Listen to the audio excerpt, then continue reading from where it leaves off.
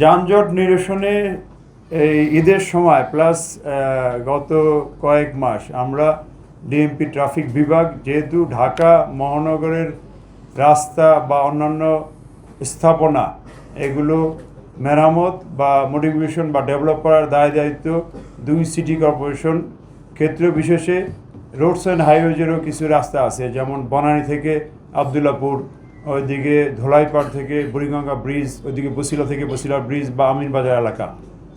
ক্ষেত্র বিশেষে রাজুকের রাস্তা আছে, রাজুকের রাস্তা হাতের ঝিল প্লাস মাদানী এভিনিউ।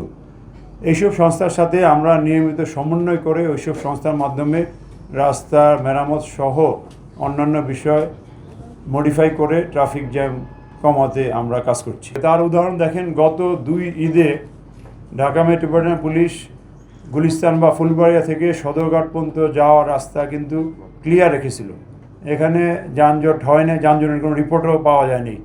এখানে আমাদের deputy police commissioner, Lalbagh traffic zone সহ আমাদের জয়েন্ট কমিশনারও আছে, তারাও রাস্তা থেকে অতিরিক্ত জনবল মোতায়েন করে যানজট ক্লিয়ার রাখে। এখানে একটা সুবিধা হলো যে বন্ধের সময় অফিস বা জগন্নাথ ভার্সিটি খোলা থাকবে না, ওইদিকে অন্যান্য লোকের যাতায়াত কম থাকবে। আমরা যারা লঞ্চ যাত্রী তাদেরকে প্রায়োরিটি দেওয়া পার করানো হবে।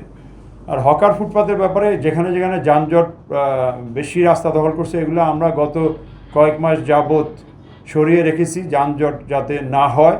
যতটা সম্ভব আমরা যানজট মুক্ত করার চেষ্টা অব্যাহত আছে। আমাদের নিয়মিতভাবে অতিরিক্ত ফোর্স মোতায়েন করে, ক্ষেত্রবিশেষে আমাদের জুডিশিয়াল ম্যাজিস্ট্রেট মোতায়েন করে এই হকারকে আমরা নিয়ন্ত্রণে রাখতেছি।